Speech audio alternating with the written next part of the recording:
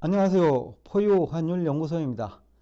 이번 시간에는 최근 실리콘밸리 은행 파산 사태와 관련해 가지고 금융시장에서는 근거도 없이 과거에 경험하지 못한 위기가 올 거다. 은행 줄도산도 있을 거다. 그리고 그 실리콘밸리 스타트 업체들 줄부도 날 거다. 그런 얘기도 하고, 또 일부에서는 그 2008년 미국발 위기의 원인이 된 리만 사태와 관련해 가지고 비교하는 사람도 있고, 그나마 좀 합리적인 분석이죠.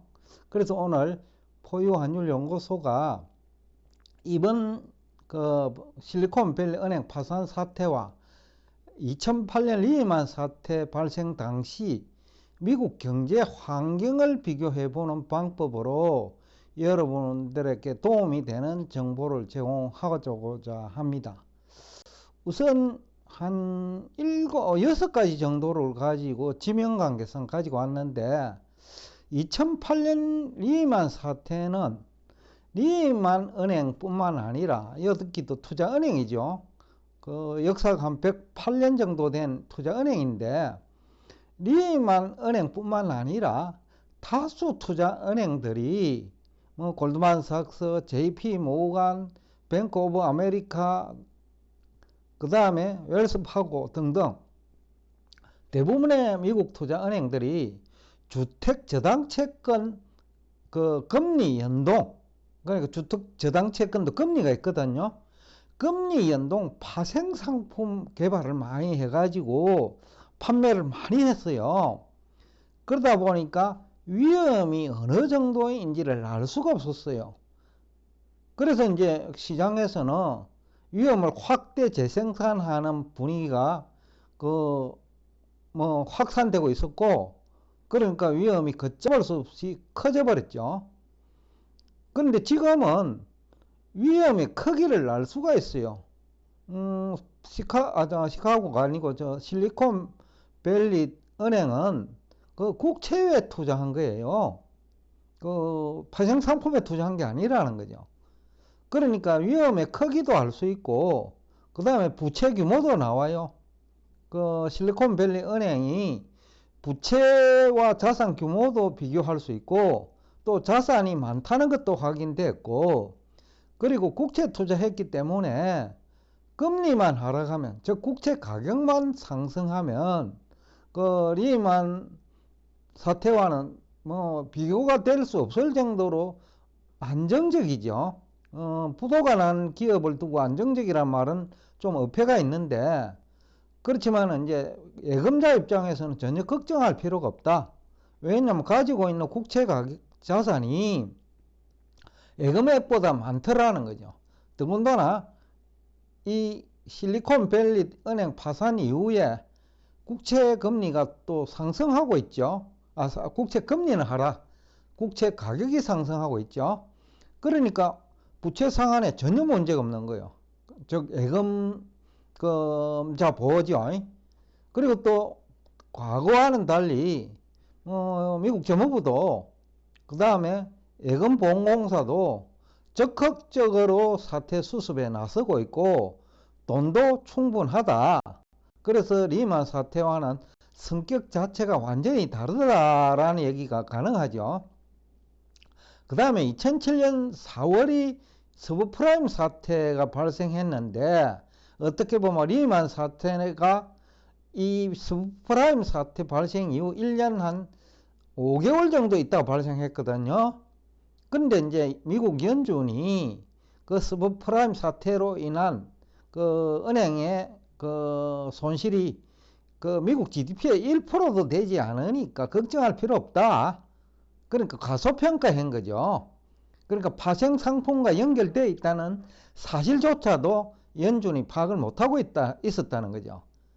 그러니까 시장 실패가 발생하면 뭐 대응을 해야 되는데 대부분 가소평가하고 수수방관을 해버렸죠. 연준도 그 가소평가하니까 뭐 대책이 없는 거고요. 그 다음에 미국 정부도 이런 리만 사태로 발전할 수 있는 파생 상품이 얼마나 있는지 자료도 없고, 그러다 보니까 이게 계속 문제는 여기서 저기서 터지고, 그러면서 이제 실업자도 증가하고 기업도 문 닫는 기업이 있고 부동산은 하락 압력을 받고, 그래 가지고 리만 사태로 발전했죠. 그래서 2008년 3분기에 10월에 리만 사태가 공식적으로 발표됐는데, 그때 실업률이 이미 9%예요. 근데 지금은 실업률이 3%대예요. 완전 고용이죠. 그리고 아직도 구인난이에요. 2008년 3분기에는 구직난이죠. 정반대지요. 그리고 2023년은 물가가 많이 상승을 했는데, 즉 소비자 물가 상승 요인이 임금 상승 인플레이라는 거죠. 이것은 소비가 증가할 수 있는 요인이죠. 임금이 올랐으니까. 그래서 서비스업 중심으로 물가가 올라간 거예요. 그러니까 과거와는 완전 다른 경제 환경이다. 즉 2008년과 2023년은 금융회사 파산은 동일하지만은 경제 환경은 비교가 안 될 정도로 지금은 양호하다. 최근에 1월 소비 증가율로 보면 12월 대비 3% 증가했으니까, 앞 시간에도 얘기를 들었습니다만은 이 3%는 월 3% 증가니까 연율로 따지면 30% 증가란 말이죠. 그러니까 소비 가열이지요. 그러니까 과거와는 완전히 다르다라는 거죠. 그 다음에 또 하나, 달러 인덱스, 이게 왜 중요하냐면 요즘은 국제 간에 돈의 이동이 일어난단 말이죠. 2008년에는 연초부터 달러 인덱스가 75에서 80 사이였어요. 지금은 105 근처잖아요. 근데 달러 인덱스가 75까지 하락한 이유가 뭘까요? 미국에서 돈이 일본으로 흘러 들어가고 미국에서 유로존으로 돈이 흘러 들어가 버린 거예요. 그러니까 미국은 유동성이 턱없이 부족한 거죠. 있는 돈이 그때는 지금보다 풀린 돈도 많지 않았고요. 그런데 있는 돈마저도 일본이나 유럽으로 빠져나가 버리니까 미국은 자금시장 경색 현상이 일어나죠. 그러니까 리만 사태가 더욱더 확산될 수 있는 환경이지요. 그런데 지금은 오히려 달러 인덱스가 105 근처까지 와가 있단 말이죠. 이 얘기는 뭐냐? 국제 유동성이 2008년과 달리 밖에서, 즉 미국 밖에서 미국으로 유입되고 있는 과정 내지는 그것을 반영하는 것이 달러 인덱스다. 그러니까 그때와는 완전히 다르다는 거예요. 이게 어떻게 보면 제일 중요할지도 몰라요. 지금과 같은 시기에는 화폐 부족이잖아요. 실리콘밸리도 결국은 자금 부족 현상으로 가지고 있는 국채를 팔았고, 그것도 손해를 보고 팔은 거예요. 근데 지금은 미국 전체적으로 보면 돈이 그렇게 부족한 건 아니에요. 그래서 이 차이는 엄청난 차이라는 거죠. 그래서 이것을 모르고 자꾸 소설을 써버리면 미국 경제가 곧 망가질 것처럼 100년 만에 온 위기다. 또 어떤 사람은 과거에 경험하지 못한 위기다. 그래서 은행이 연쇄부도 날 거다. 그런 얘기를 하는데 근거가 턱없이 부족하다는 거죠. 환경이 완전히 다르다. 그래서 2008년에는 기존 은행들이 대출금을 오히려 해소를 했어요. 왜냐하면 돈이 없었고 대출금이라도 받아가지고 돈을 확보해야 되니까 대출금을 해소를 했단 말이죠. 지금 그런 분위기 아니에요. 대출 받아갈 사람도 없고 금리가 높으니까. 미국은 지금 변동금리가 아니고 고정금리인데 신규 대출은 금리가 높으니까 대출 받아갈 사람도 없고, 또 은행은 대출해 주는 것보다도 오히려 국채에 투자하는 것이 안전하고 금리가 높으니까 수익률도 낮지 않아요. 특히 대형 은행들은 2008년대는 대형 은행이 당했단 말이죠. 지금 대형은행은 연준이 기준금리를 올려놓았는데도 예금이자 제대로 안 줘요. 그러니까 과거와는 완전히 다르죠. 예금이자는 안 주는데 금리가 높은 국채 투자할 수는 있어요. 부가가치 창출이 가능하다는 거예요. 2023년과 2008년은 대출시장 환경도 완전히 다르다. 또 투자은행 그 영업 환경도 완전히 다르다는 거죠.